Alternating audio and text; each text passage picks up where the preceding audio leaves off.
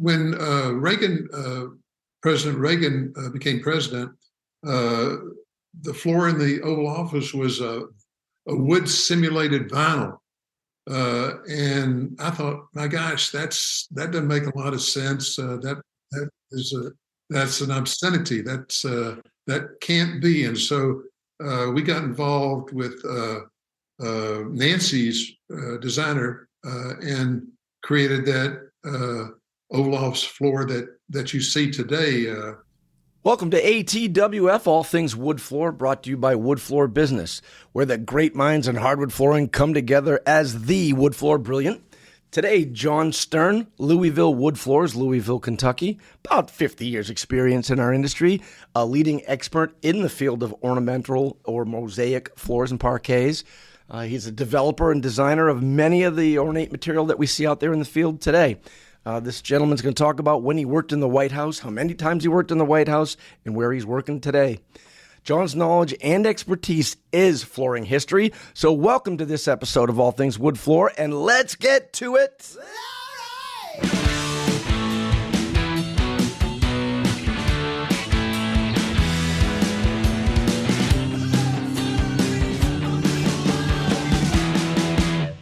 All right, John Stern from Louisville Wood Floors. Welcome to All Things Wood Floor. Glad to be here, Steve. You know what? We've been doing this for, I don't know, a year or so now or something. And being in the industry 40 years, the cool part is people like you pop up that I know your work, I know all about it, never met you. And it's almost like a hall of fame for me. I get a chance to make a little tour and meet people that you're one of those people like a Howard Brickman or other people we spoke with that have made an impact on this industry. Going back probably before my very first NWFA manual. Go back to where it all started for you and then give me where Louisville Wood Floors comes in. Okay. Well, I probably have to go back to 73. That's 1973, not 1873. I came to Louisville. I was transferred within Olin Corporation, went to work for a company called Wood Mosaic Corp. They had just been bought by Olin's Craft Wood Products subsidiary, and the president of the company was hiring industrial engineers because that's what he was and that's what he knew best. And so I transferred within the corporation and came to Louisville. Actually, Derby week of '73, I thought that this was going to work. Kentucky Derby. It might not be like this all the time, but it's a pretty nice introduction to Louisville, Kentucky. So I started out working, doing project work for the president. One of the things he gave me was take a look at their flooring operation, because while the company started out in the wood flooring business, over the years it became a veneer and lumber company with flooring just a minor part of the operation and actually losing money. So I took a look, after a little while, submitted a report. He, to paraphrase, but he didn't quite say this, but basically he implied, you grew it, you chew it. I want you to take over the wood flooring operation and see what you can do. And so that's what I did in the beginning of '74. Did that for approximately 3 years, had a great time, learned a totally new business, and turned it around, obviously. Otherwise, I wouldn't have been around to tell this story. And then on one of my sales calls to my customer in San Antonio, Texas, DeBose Carpet and Floors, Paul DeBose, he surprised me and said, John, why aren't you doing this for yourself? And I had never thought about that. I always thought I'd be a corporate guy working for a large organization, but it was something that I thought, well, okay, I'll take a look. And what I did was I did a business plan and kept refining the plan, kept refining it till finally it was either forget about it or do something. So we implemented the plan. I left Wood Mosaic, had a wonderful 3-year stay with them, and started Kentucky Wood Floors in a rented facility. We were well received. I went out to some of the big players in the industry and said, "Hey, I'd like you on my board of directors," because I had never run a business individually before, and I figured, boy, I could use some of their expertise. So we had a really outstanding board of directors: Virgil Hendricks from St. Louis, Von Brown from Dallas. You've probably heard of those two. Maybe Jack Gillen from Cleveland, Gordon Frost from San Diego. And they kept me straight these first few years. We did pretty good, and basically we had that segment of the industry to ourselves, the upper end, and did that for until 2004, at which time sold the business to a local woodworking company. They were looking for a finish line, and we had just put one in, and they used that to go from the unfinished to the pre-finished market. They wanted a non-compete. I said, that's fine, get me a contract. They did for a year and a half or 2 years perhaps, and I stayed on a little bit beyond that. And then it was time to move on, and left Kentucky Wood Floors and started Louisville Wood Floors, which I do on a part-time basis still today because I just enjoy doing that type of thing. Sure. For those that grew up with Oshkosh floors and other certain things like that, when I got into the NWFA in 1987, all of the focus was on Kentucky Wood Floors. You were the Levi's jeans or the Coca-Cola of everything. If anybody spoke about any type of inlaid work or whatever it was Kentucky. Everywhere you looked, it was Kentucky. Distributors had a hard time getting it because it was kind of exclusive. You had to really champion the line and get it out there. And if you did a trade show, it was your material that drew people right straight over to the booth. That's what people wanted to see. It was exciting. It really opens up. Was that about 1977-ish, I'm thinking? Well, we started Kentucky Wood Floors in 1977. That's correct. Okay. So and if I'm not mistaken, Steve, the National Wood Flooring Association kicked off in '86. So in the very beginning, you're absolutely correct. I'm not saying we had a monopoly, but there was really no competition for many, many years. Nope. And it was certainly a nice condition to be in because we could do things that were innovative in terms of patterns, in terms of wood species, especially those from other parts of the world, in terms of merchandising and marketing, primarily through interior designers and architects, because we were one of the first folks to believe that through specification you could generate unique floors and above average profit margins. So for many, many years, we did have it to ourselves, and it was a nice long run. Well, I'll tell you, our listeners are clearly easily around the world the brightest and most brilliant people in flooring. We know that. I promise them each week, or whenever we do these, there won't be any math on the exam, but we need a vocab test for this one because I think for anybody that understands the ins and outs, or what I call the floor language of hardwood flooring, got to go back to the beginning. We got some vocabulary terms people are going to have to know about, and we've already started hitting on some of them, like when you talk about mosaic wood floors. There are mosaics in wood floors. There's parquetry, marquetry. You taught me one, I think it was tessellation. I picked up one from, I think it was Tom Arata in Tarja. Give me some of this from the history of where what you do goes way back. I don't think people totally understand when they see a Hayden Hall pattern or a Jeffersonian pattern. Tell us where it goes all the way back to and where it brings us up to, so maybe we can understand some of these terms. Well, the really gorgeous parquetry floors originated in Europe. I couldn't begin to tell you when, but a long time ago.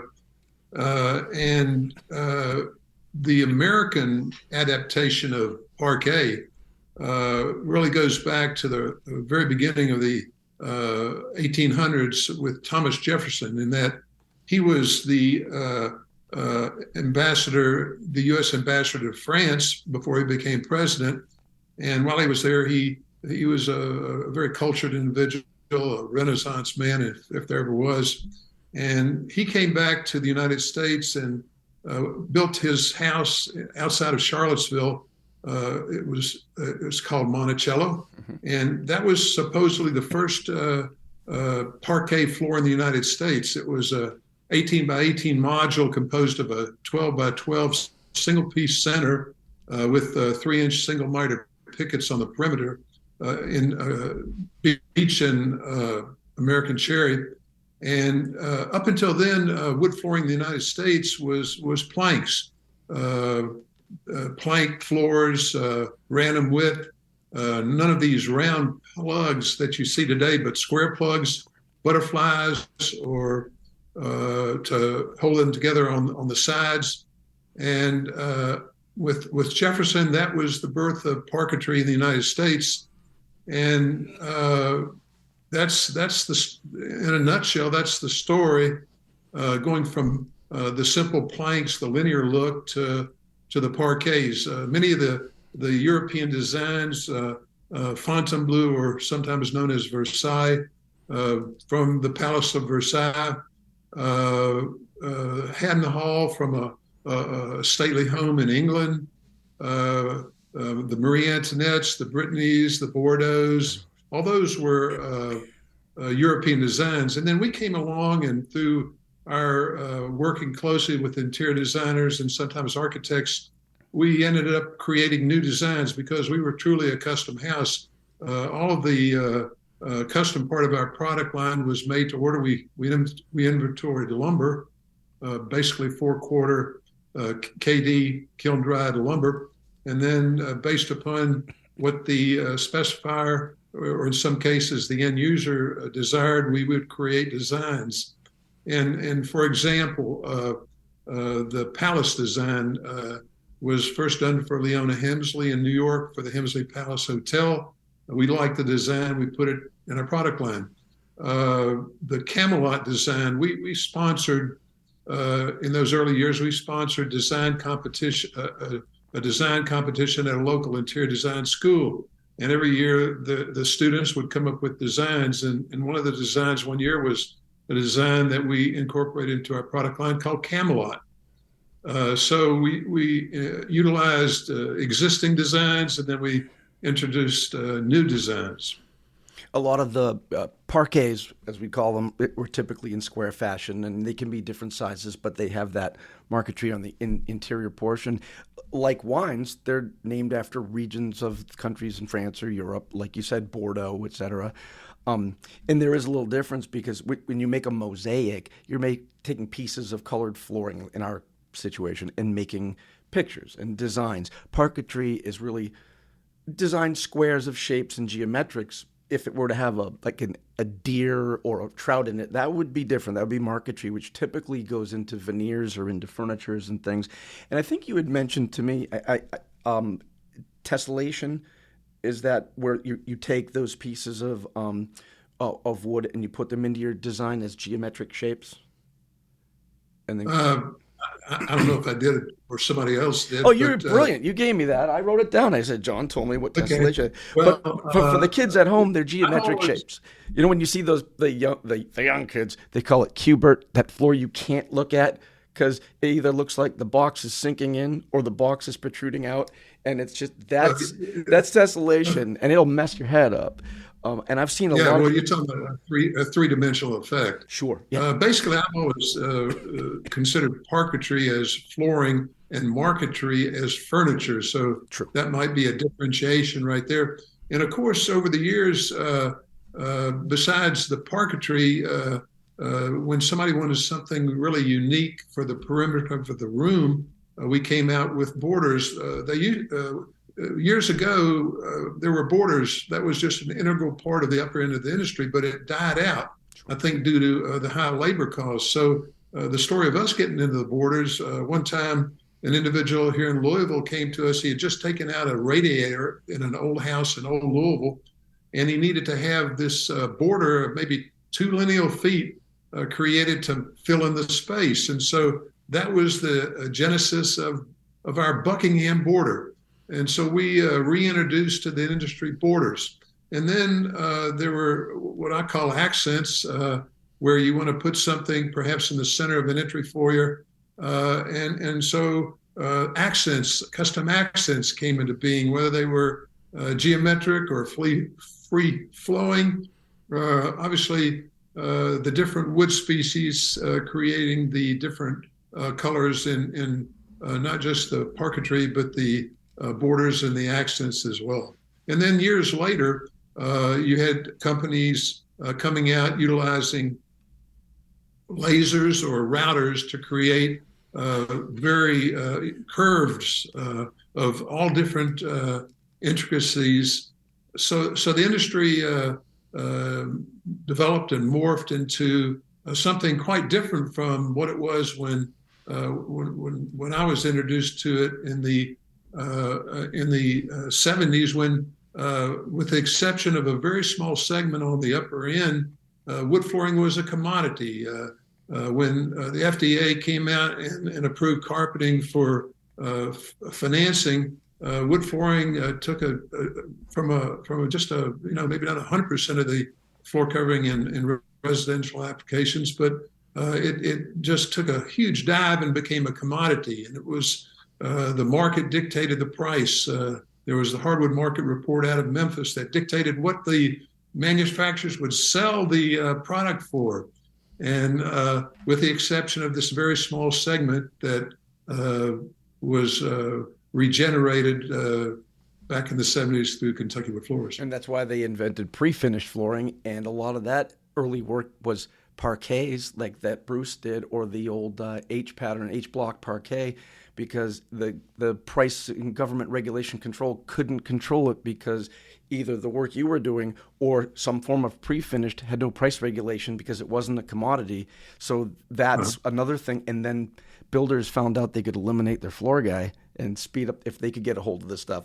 So you nailed it. 1954, I think, in Dalton, Georgia. It's always Dalton, Georgia. They found a way to make carpets flame resistant.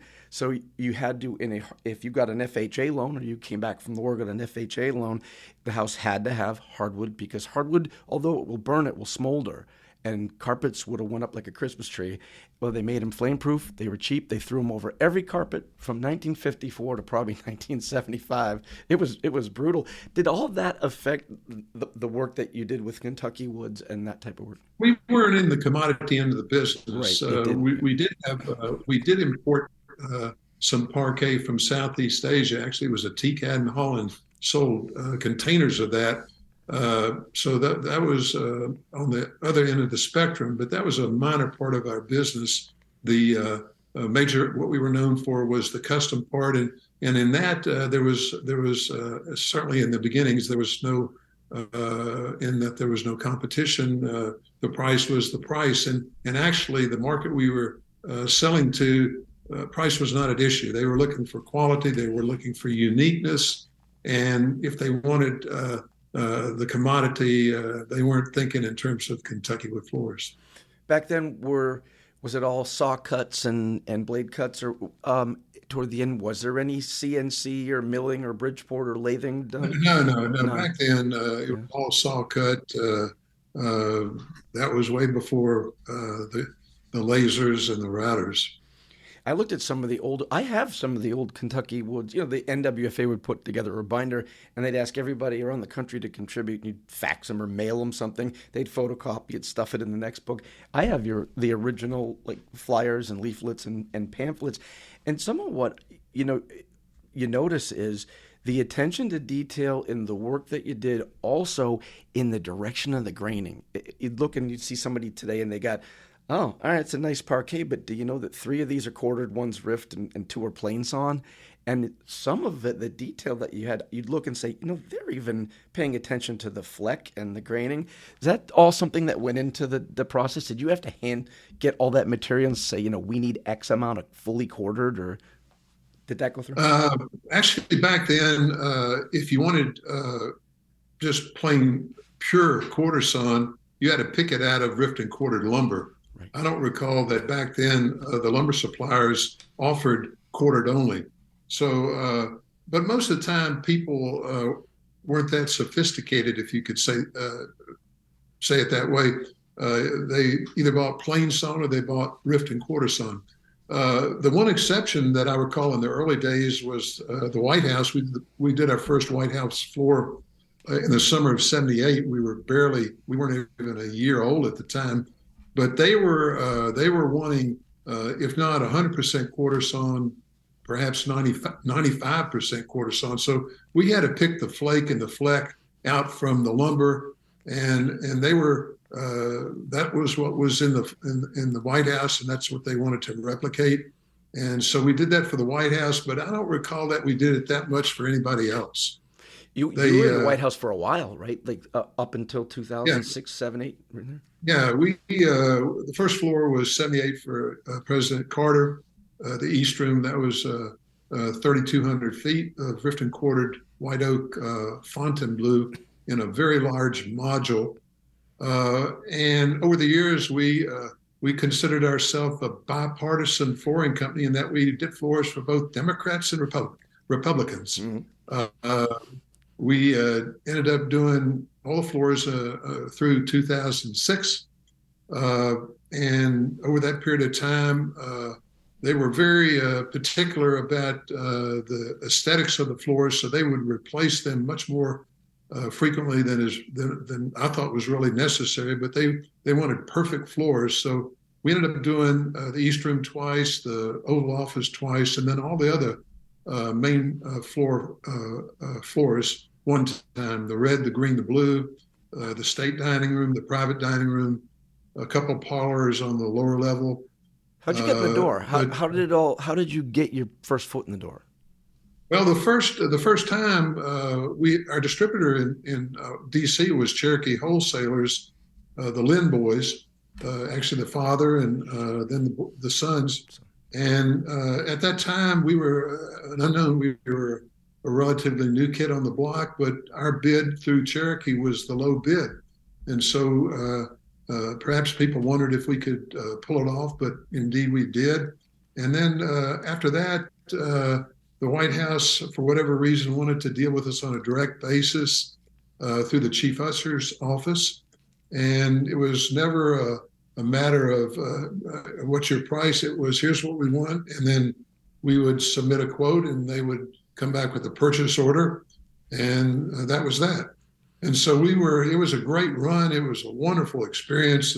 If you're into history, it was just a fun experience to visit the White House, sometimes when the floors were being installed, but many times just to have an excuse and tour and get the history of the White House. So those are, you see a lot of photos. When there's a photo op, it's always the Oval Office. Are those floors we see today, those iconic floors, those are the original Kentucky wood floors that you designed and worked with? Yeah, certainly the Oval Office, those are our originals. The red, the green, the blue, the state, the private, all those are Kentucky wood floors.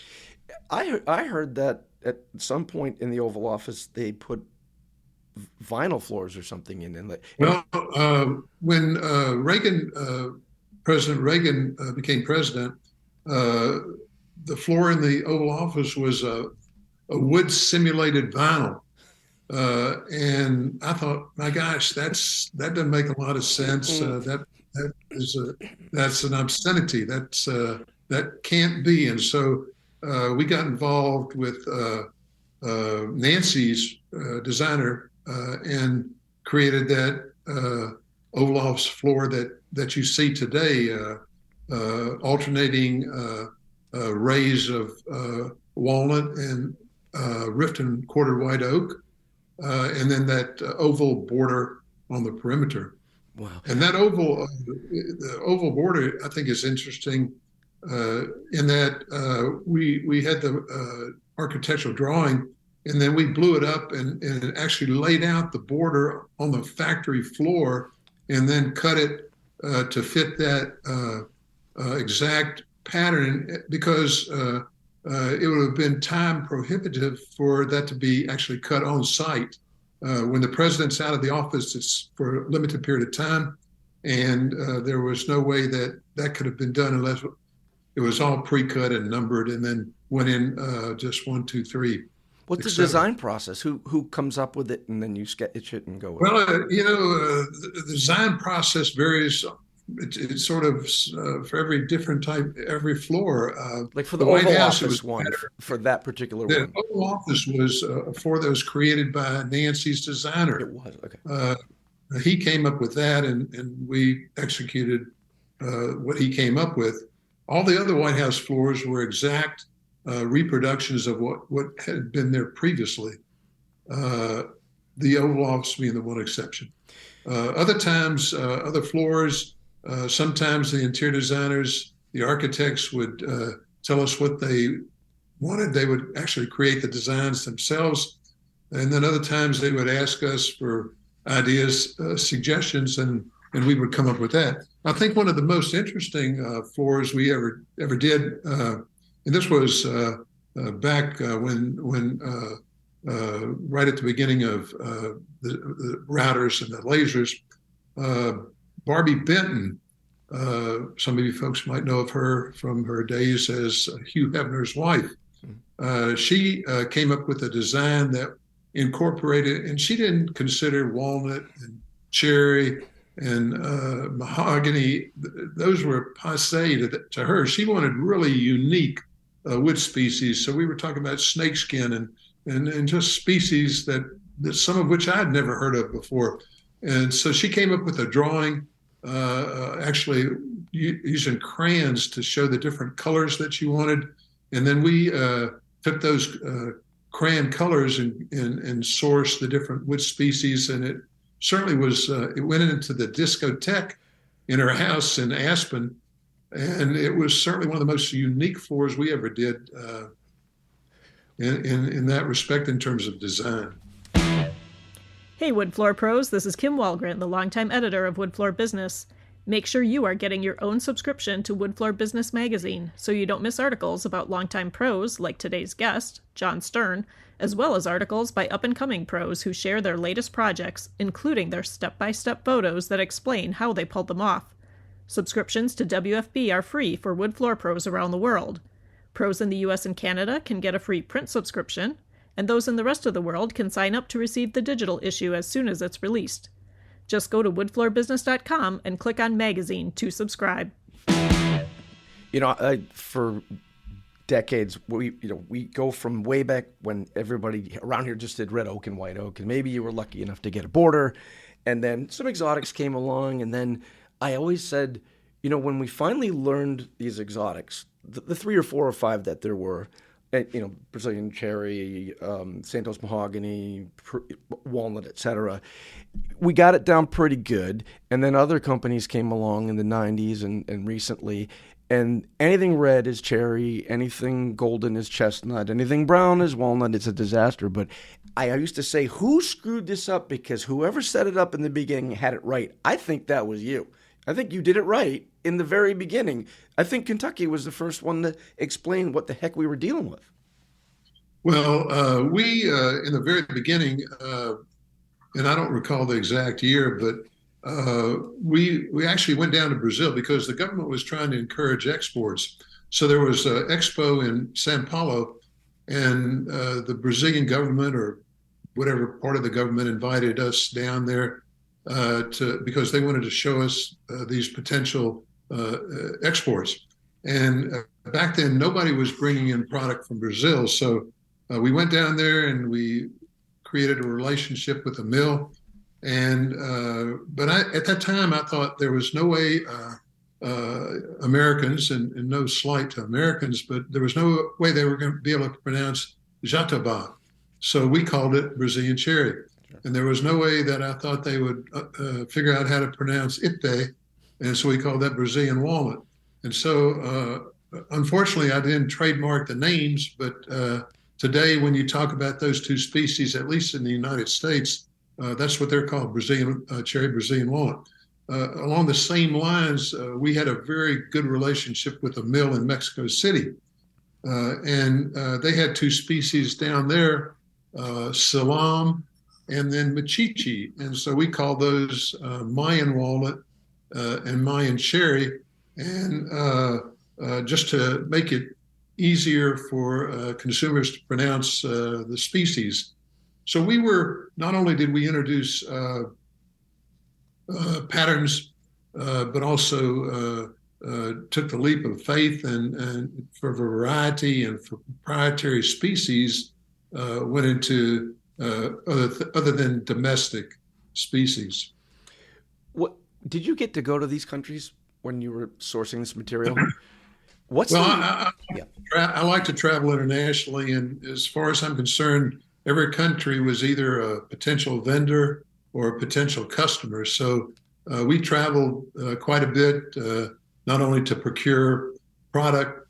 Initially, in the very beginning, Southeast Asia, specifically Thailand and Bangkok, where we imported teak, primarily the Hadenhall parquet, but also a little bit of plank. And then we ended up bringing in product from Norway, which was our floating floor, from Malaysia, which was our low end out of rubber wood or our parquet. And then of course, Brazil was our big overseas supplier. And then in the process, when you travel, if you make an effort, you can sell product.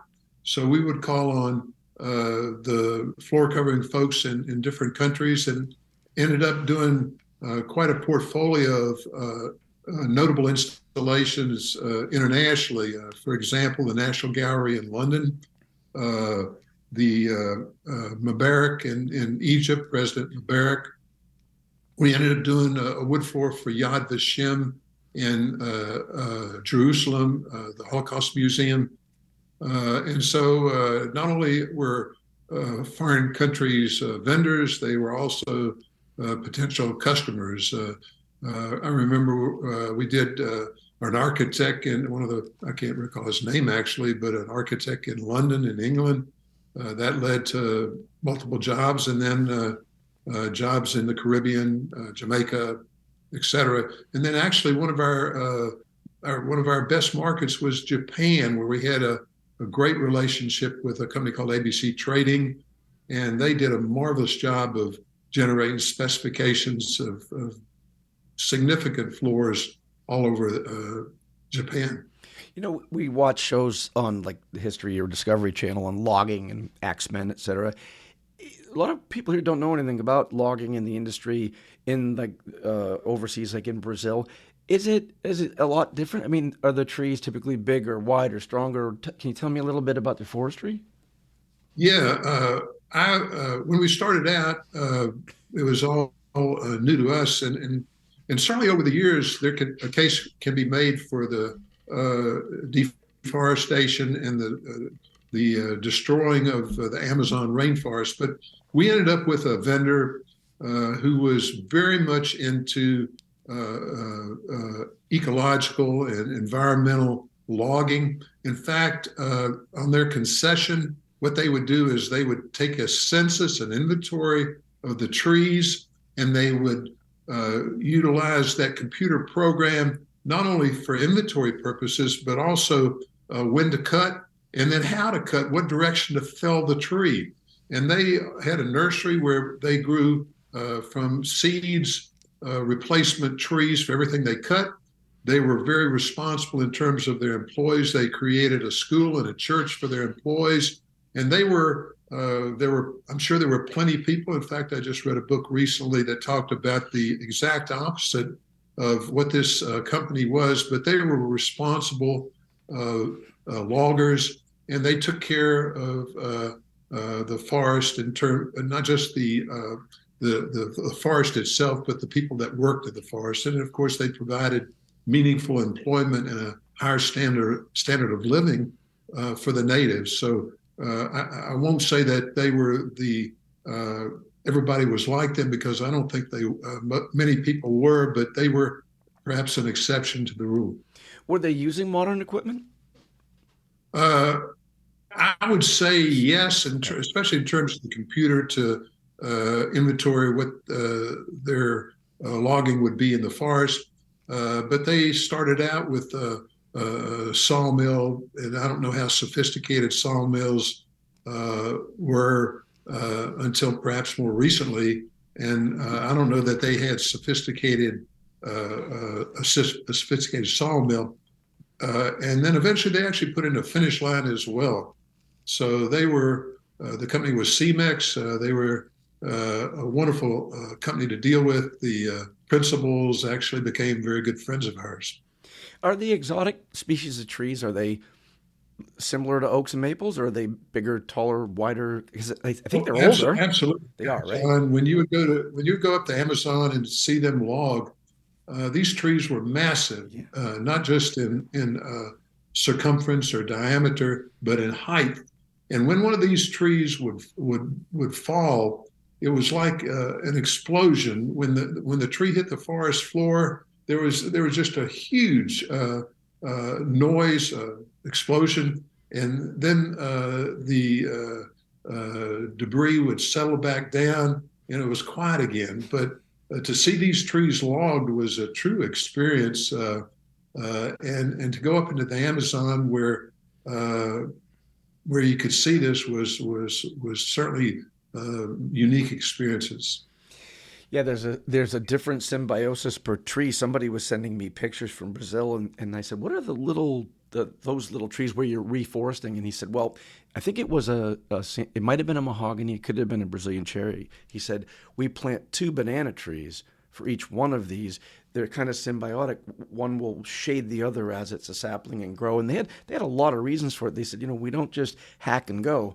All this has to be planned. These are very, very old trees. We can't take them all." And it was interesting because we do, obviously forestry in the U.S. You're either talking, quaking aspens, poplars, oaks, not maples, other things, and pines and Christmas tree forests. It is so different and so massive. It's almost more similar to our sequoias that we have in California.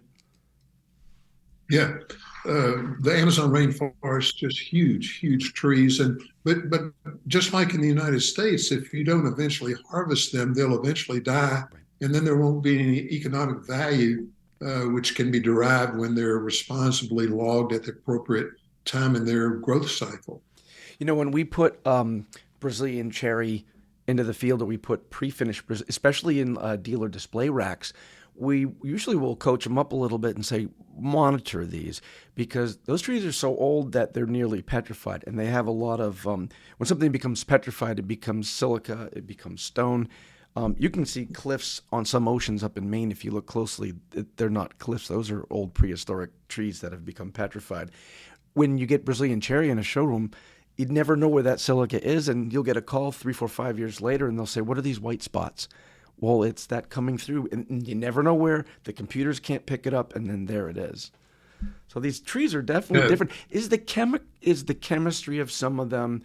Some people have said, certain trees, when you cut them, you have to wear a respirator, you have to wear a mask. Are some of them a little more poisonous than others? Well, and I can't think of the species, but there are several species that would be harmful to our employees when they milled them, and so we didn't do those species. But what you're talking about with the Brazilian cherry is these little white spots that appear sometimes quite some time after the installation, and it's some kind of mineral that migrates up to the surface. You don't see it when you're milling or finishing in this case the Brazilian cherry. And it appears down the road, and really it's nobody's fault. It's God's fault, and you really can't pinpoint anybody's responsibility. But luckily, those situations were few and far between. It was something that nobody really could explain initially, but it was not very often. I'd still like to know how the heck vinyl got into the White House. How did vinyl get? I'm digressing. How does vinyl get in the White House in 1982? As I understand it, before there was wood, there was this wood simulated vinyl, and then before that there was cork. So the old office went from cork I want to say the Roosevelt days to the vinyl in the Nixon days, and then at sometime thereafter, Nancy got everybody straight. She straightened everybody out. I'll tell you a story. We have a gentleman here. He was probably second generation, and since then we've had his son and his grandkids. Veteran floor pro, no doubt, and from the same area. Probably did every floor in Nashua, New Hampshire. And he was coming in. He was on his fifth visit to this house. He had been there over the years, upstairs, downstairs. Fir, typical New England fir on the second floor, maple on the first floor, center boxed in with pine so you could cover it with a rug. They knew how to spend their money and put it in the right places. And he had one left. It was a dining room, and he said, "Boy, I don't know if this is an old Bruce floor or what, but it's a wide plank oak with the big old pegs in it." And we're like, "Oh, good, good for you." He goes, "Well, it's got bevels, so I'll deal with it." It was only 300 feet. He came back a few hours later. He was just spitting nickels. He said, "I'm sanding my first pass going forward." They ripped the rug up and everything. It was filthy. And he said, "There's this oak floor with the walnut pegs, and I go forward, and it smells, and it's burning." And he makes his back cut, and he's thinking, "Oh, it's maple. Oh, it's pure white. It's a sheet vinyl floor with pegs." Like you're saying, he was so furious. I go, "Hey, how's that third generation working for you?" Oh my gosh! Oh, he was furious. That's new one for me, Steve. Well, the worst thing is he went to this lady who loves his work and said, "Oh, I don't know how I did this. I'm going to rip all this out." And then they put a nice little floor in, but it was so filthy he couldn't tell it had, tar paper laid over it, et cetera. When you're working in the White House, I've spoke to other people that are working there, even this afternoon. There's usually security. I know one guy, he had to wait a long time to get in there. Did you go through that whole process? Well, you have to submit identification prior to the being cleared. They clear you, and then it's not a big deal to get in. But I do remember actually the first time we did the Oval Office. Actually, my wife and I were there while they were installing it, and she didn't know better, and she took out her camera and started taking pictures. And before she could take more than one or two shots, a Secret Service individual came up to her and said, "I don't believe you need to do that anymore." And she could take a hint, and she didn't take any more pictures, but she did get off a few shots. But they didn't ask for the film or anything. So we're back in Louisville a day or two after that, and somehow word got out that we had done the Oval Office, or were doing the Oval Office. And they said, "Well, do you have any photos?" And my wife said, "Well, I do, but I also, have personal photos from the rest of the trip, and I really don't want to give you the film." They were pretty insistent, and they took the film and developed it and published the Oval Office floor. And underneath the photo, it said, "Photo by Sharon Stern," and they paid her $25. And I'm pretty sure that the White House, the Secret Service, never found out about that. But no, there was definite security because they didn't want anybody to see where all the wires came up, because they had, as I understand it, they have equipment or a system whereby they know where people are within the White House at all times, from, I guess, pressure sensitive type of a system.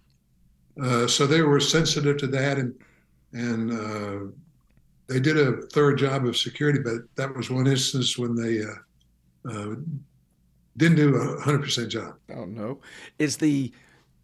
That White House has been through some crazy reconstruction over decades. What were you working on? Plywood, plank, what was the subfloor like? What was the installation setup like? Yeah, I'm certain that the subfloor was wood, plywood, and that we never got into. That was obviously something the installer. But to the best of my knowledge, those plywood subfloors never needed to be replaced. It was just a matter of replacing in the Oval Office the vinyl and cork, actually, because both of those came out, and then in the rest of the White House directly to glue down or nail down to the plywood subfloor. Did you ever? Was there anything that you were allowed to take as like a memento from the project, or any?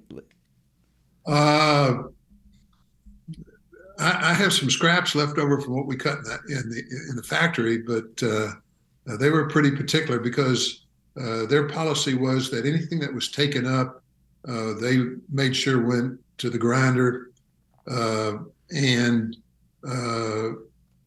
any scrap that was left over, I assume the stuff that they could use if they ever needed to, they kept that obviously in the White House in the basement, but everything else, the White House is not at all like what you have in Great Britain, where a supplier to the king or queen, that's a coveted public recognition. In the United States, with regards to the White House, 180 degrees from what they do in England. Tell me a little bit about, because I'm going to jump back a little bit on a couple of things, but tell me about your company today and what you're doing, and maybe even compare it a little bit to the heydays of Kentucky Wood Floors. Well, it's Louisville Wood Floors is more I don't want to say it's a hobby because I do it as requested, but it's much more of a part-time operation where I source product for various customers, primarily in the United States, although we currently have a floor that's going to not Panama City in Florida, but the country of Panama. But it's not a full-time job by any stretch of the imagination. Louisville Wood Floors provides product for those that, for whatever reason, they don't have the expertise or the knowledge of where they can get the product, or they're a smaller operation, don't have the personnel, and that's where we fill a void and source and provide product, both parquet and plank, engineered, solid, unfinished, pre-finished, domestic species, imported wood species. You have a pre-finished line? No, we outsource that. Outsource it, sure, okay. And on the milling and the cutting, still old school, or are you doing CNC and the newer stuff, or is it? Everything is pretty much saws. If we need CNC or laser, we outsource all of that. So you make use of it if you need to, if Sure. if it's incorporated in the. It's what the potential customer is looking for. You've been hanging in there a long time. What is your favorite part of all this? You're in a whole other end of it from most people. Yeah, it's just been a great ride. It's the people for sure, at every level. Other manufacturers, distributors, dealers, installers, the unique individuals, and then perhaps the creativity in terms of patterns, in terms of species, and then dealing with the specifiers, the interior designers, and the architects, and their sometimes unique requirements. But you're right, Steve. It's been a great run, and in hindsight, I could have never envisioned when I first started with wood mosaic in the flooring business in '74 that it would end up being my life's vocation. I talk to people in all aspects of the hardwood flooring industry, and almost none of them actually have any type of plans or designs on retirement, even though they talk about it. And you ask them all why, it's this endless loop of there's always another floor. There's always another one somewhere, and it's always different. Well, they say that folks in our industry have sawdust in their veins, and I think it's certainly an enjoyable and a unique industry that is providing product for a wide variety of applications, whether it be residential, commercial, or institutional. And every day is a different day. I think that's perhaps one of the things that makes it so enjoyable is the days are not the same. They're unique. I looked back at some old literature I had, and there was a reference in there to the ASID, which would be the Society for Interior Design, And I believe, is it your citation pattern? It said, it might even have been on Wikipedia. It said 1980 that you won an award for that pattern. Yeah, that pattern, it was a 36-inch hexagon that incorporated burl, walnut, and quartersawn walnut, and then rift and quartersawn white oak on the perimeter. And it, in 1980, you're correct, Steve, that was selected by the American Society of Interior Designers as the recipient of their International Product Design Award, which was a pretty neat experience, and certainly one of the first earlier floors that received that acclaim. And you had one in 97 that was no, 97. Weren't you the first to? We would start doing displays for product, and nobody made displays. They made the sample boards. I think we used to get our display units from Kentucky. We point of purchase displays. Yes, were something that I think we were one of the original folks to create big displays, because in the beginning, if you found a wood flooring display in a showroom, it was small. Certainly, and that wood was a small component of the total floor covering spectrum. But we thought, well, if you can somehow generate a bigger display, it will command more attention. And we needed a bigger display to showcase the variety of patterns and species. And so we did. We were the first folks to put out these big displays, and I don't recall, but I think we maybe even charged like $1,000 for our one of the big original displays, which was unheard of back then. But what that did was that sort of set the stage for the other manufacturers to follow suit and command that would get a bigger portion of the showroom. And the same thing with the trade shows. Most of the wood flooring booths at the trade shows in Vegas or wherever it might be were 10 by 10s. And so we started out very quickly with a 10 by 20 because we wanted to make a bigger impression. And I always remember one of the unique experiences. We were in Vegas for it was, I don't know if it was an industry trade show or a specifier trade show. And this gentleman comes up to our booth, and I recognized the face, but I couldn't place the name. And he looks at us for a little while, and finally comes up to me and he says, I understand you guys are the Reggie Jackson of the wood flooring industry. And of course, it turned out to be Mr. October. And we ended up doing not just a bunch of floors for his residence in California, but we also at that time had a millwork operation. So he did a staircase with a inlaid brass handrail. And he ended up being our corporate spokesperson for 2 years. But that was one of the unique happenings at one of the trade shows. Subsequently, another similar situation, at least in terms of corporate spokespeople, Mario Andretti was building his house in Nazareth, Pennsylvania. And we ended up doing a ton of floors for him, and actually did through our millwork operation, a huge dining room table in a very contemporary design. And he too was our corporate spokesperson for 2 years. And he ended up working a trade show for us in Vegas. And I'll never forget, our customers would come to the booth and see him there. And I won't say they genuflected, but they were very impressed that they had the opportunity to interact with Mario Andretti. You know, I studied art in high school and in college in Western Civ, and there's artists from Lexington, North Carolina, I believe would be Bob Timberlake. Bob Timberlake studied, when he was younger, he would watercolor paint, and he saw his first Andrew Wyeth.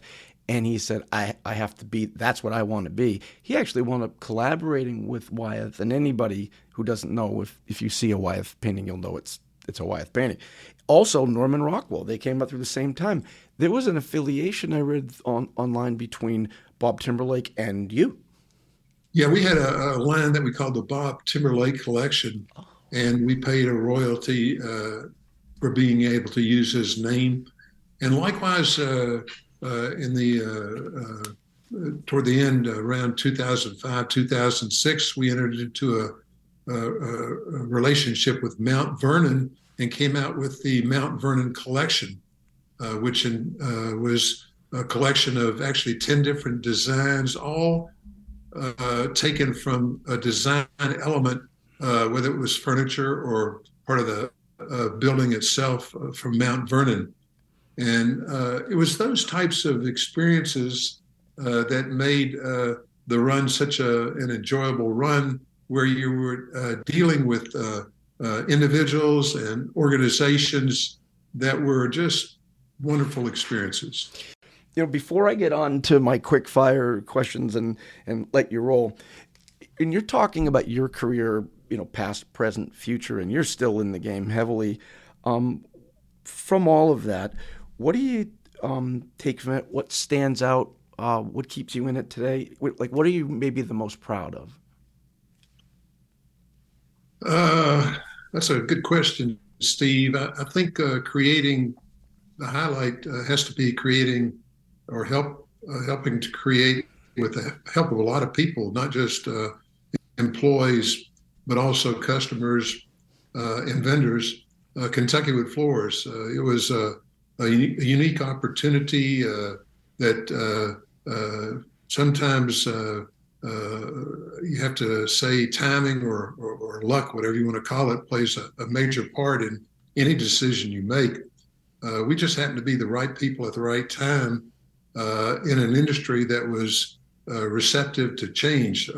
Sometimes the change was hard time coming.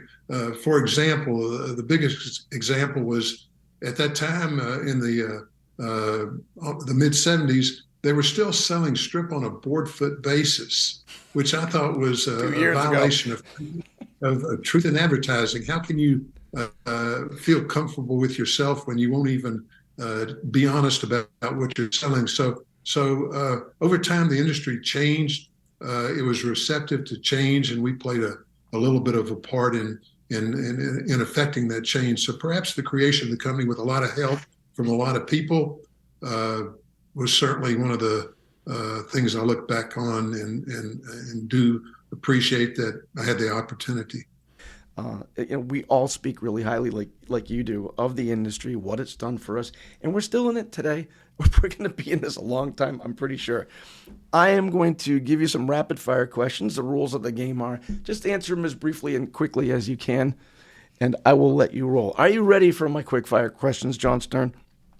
Absolutely. Fire away, Steve. All right, here we go. What's your biggest pet peeve in flooring? People that think vinyl simulated wood is an adequate floor. If you weren't in the wood flooring industry, what do you think you'd been doing?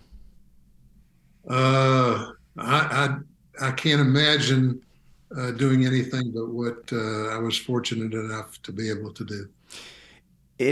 Is there maybe one particular thing about being a wood floor pro that is the best thing? Probably working with some of the people you just referenced. The industry has, in my experience, just people that they might be competitors, but they're very friendly competitors, and they overall they want the success of the industry. Because remember, the wood flooring industry at one point in time was just on a downward trend, and over the years it came back in a rather not as a commodity but a specialty. So that would be that response. Gotcha. This is specially written for you. You only get one shot at this. I'm going to give you 3 exotic species of wood. I want you to go back and rank them for me of the least Janka hardness to the greatest. Well, and I'm going to say them weird too. No, I'm going to give you the 3. Ipe, Jatapa, Santos mahogany. Say it again, please, Steve. Ipe, Santos, Artist. Ipe, Santos mahogany, and Jatapa. That's easy, Steve. That's a lob. Ipe, from harder to softer. Sure. Ipe, or Brazilian walnut. Jataba, Brazilian cherry, and then Santos mahogany. There you go. You have any just simple advice for newcomers? If you're going to spend as much time as you're going to spend doing your vocation, make sure it's something that you can love, something that you can believe in, because you spend way too much time not to enjoy what you're doing. So whatever you decide to do, and there obviously are many, many, many professions to choose from one that you can love, and choose from, if you can, choose one that has an uptick as opposed to a downward slide. You're in your house right now. You got any carpet anywhere on your property? I have absolutely no wall-to-wall carpet, but we do have area rugs on wood floors. No vinyl under that carpet? Absolutely not. It's a wood floor house. When we moved in, actually, there was strip flooring, and we routed out a sizable oval for a custom accent in the foyer, and then we put borders in several of the rooms, routed those in because we were going to sand and refinish anyhow. That was my next question. Any mosaics, any borders, any parquet? I can tell you this, Steve. When we moved in, there was a vinyl floor in the kitchen. There was a checkerboard, black and white, and so we ended up putting in a wood floor checkerboard with quartered white oak as the light and Brazilian walnut as the dark. So I walk my talk. It's wood floors everywhere. When they make the Lifetime movie channel about your life and flooring, who plays you? What's the actor that plays you? I don't have a clue on that. You can say Tom Hanks. That's where we're going. Tom Hanks has better things to do. He's pretty strong in World War II movies. He makes another Mr. Rogers. He'll be playing you in the next daytime special. Trust me. John Stern, Louisville Wood Floors. Thank you so much. Look at it. See how quick that went? Boom. There's over an hour right there. Wasn't painful, was it? Steve, it's been a pleasure. Thanks for even considering me worthy of your time. Listen.